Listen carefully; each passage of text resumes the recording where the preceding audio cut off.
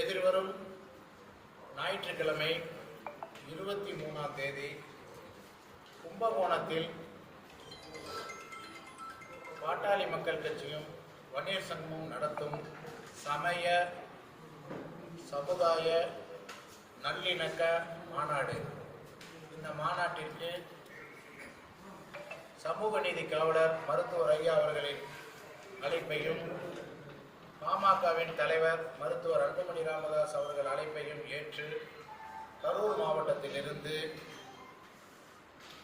5000க்கும் மேற்பட்டவர்கள் கலந்து கொள்வதற்காக அதற்கான திட்டமிடலுக்காக இன்று பாட்டாளி மக்கள் கட்சியின் கரூர் மாவட்ட செயற்குழு கூட்டம் எனது தலைமையில் நடைபெற்றுக் கொண்டிருக்கிறது.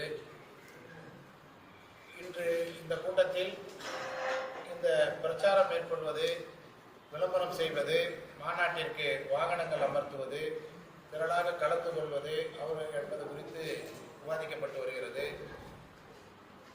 எப்பொழுதும் பாட்டாளி மக்கள் கட்சியின் மாநாடு என்றால் அதில் கரூர் மாவட்டத்தின் பங்களிப்பு சிறப்பாக இருக்கும். அதேபோல் இந்த மாநாட்டிற்கும் இளைஞர்கள், பெண்கள், நிர்வாகிகள் என்று நாங்கள் 5000 பேருக்கு மேற்பட்டவர்கள் கலந்து கொள்ள இருக்கிறோம்.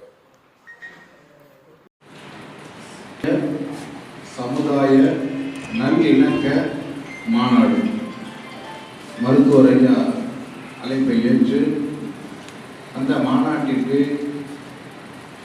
இது மண்டல மாநாடு, மண்டல மாநாடு கரூர் மாவட்டத்திலிருந்து நாம் பங்களிப்பாக மாநாட்டின் நிதி திரட்டி கொடுப்பது, மாநாட்டில் திரளாக கலந்து கொண்டு மாநாட்டை வெற்றி மாநாடாக மாற்றுவது.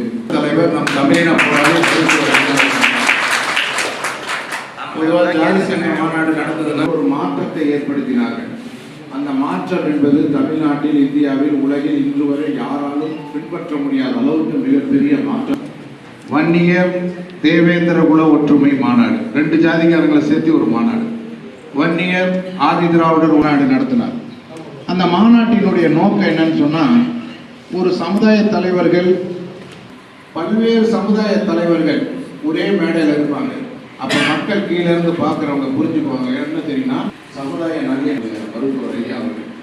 அதனால்தான் இன்னைக்கு இந்தியாவில் ஆயிரக்கணக்கான அரசியல் ஒரு ஐயா அவர்களுக்கு என்று சொன்னால் அது அவர் எடுத்த அந்த சமுதாய நல்லிணக்க சிந்தனை தான் காரணம்.